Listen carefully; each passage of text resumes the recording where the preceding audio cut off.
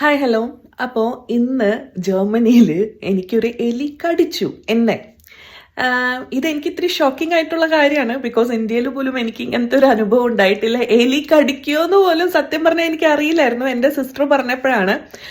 അപ്പോൾ ഇത് കുറച്ച് സീരിയസ് ആയിട്ട് എടുക്കേണ്ട കാര്യമാണെന്ന് അവള് പറഞ്ഞു.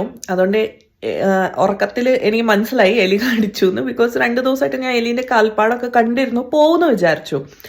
അപ്പം നമുക്ക് ഡോക്ടറിൻ്റെ അടുത്ത് പോവാം. റാബിസിന് ടെറ്റനസിന് ഇഞ്ചെക്ഷൻ എടുക്കണം. വാട്ട് എവർ മീൻസ് രണ്ടും എടുക്കണോ അതോ എനിക്കറിയില്ല. നമുക്ക് അവിടെ പോയി ചോദിക്കാം. അപ്പോൾ ജർമ്മനിയിൽ ഒരു ആർട്സിൻ്റെ അടുത്ത് പോകുമ്പോൾ എന്താണ് പ്രൊസീജിയർ എന്ന് ഈ വീഡിയോയിൽ കാണാം കേട്ടോ. ഡോക്ടറിൻ്റെ ജർമ്മൻ ട്രാൻസ്ലേഷൻ ആട്ടോ ആർട്സ്. അപ്പോൾ ആദ്യം തന്നെ ഞാൻ വീട്ടിൽ വിളിച്ച് പറഞ്ഞപ്പോൾ അവർക്ക് നല്ല തമാശ പോലെ തോന്നി. കാര്യം എലി കടിക്കാന്നൊക്കെ പറഞ്ഞാൽ അത്ര അൺകോമൺ ആയിട്ടുള്ള കാര്യമല്ലേ, അതും ജർമ്മനിയിൽ വന്നിട്ട്. അങ്ങനെ ഞാൻ എൻ്റെ ഫസ്റ്റ് ഹോസ്പിറ്റൽ വിസിറ്റ് ആട്ടോ ജർമ്മനിയിൽ. ഞാൻ എൻ്റെ ഹൗസ് ആർട്സ് എന്ന് പറഞ്ഞാൽ നമ്മുടെ ഫാമിലി ഡോക്ടറിനോട് പറഞ്ഞു. അപ്പോൾ അവർ പറഞ്ഞു അവരുടെ അടുത്ത് ഇഞ്ചെക്ഷൻ ഇല്ല, ഡയറക്റ്റ്ലി ഹോസ്പിറ്റൽ എമർജൻസിയിൽ പൊക്കോളാൻ പറഞ്ഞു.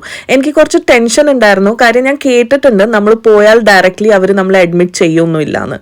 ഞാൻ പോയപ്പോൾ പക്ഷെ എൻ്റെ എന്താ പറയുക എക്സ്പീരിയൻസ് അടിപൊളിയായിരുന്നു കേട്ടോ. ഹോസ്പിറ്റൽ നമ്മൾ ഊട്ടിയിലൊക്കെ മൂവീസിലൊക്കെ കണ്ടിട്ടില്ലേ, അതേപോലത്തെ ഒരു ലുക്ക് കേട്ടോ. സ്റ്റാഫ്സിന് ഇംഗ്ലീഷ് അറിയില്ല, പക്ഷെ അവരെന്നെ കോപ്പറേറ്റ് ചെയ്തു. എനിക്ക് എന്താ പറയാനുള്ളതെന്ന് ക്ഷമയോടെ കേട്ടു.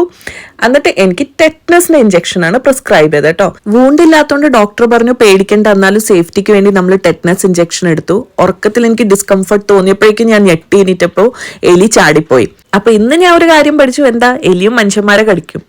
So, be a part of my life's journey living limitlessly. Like, share and subscribe.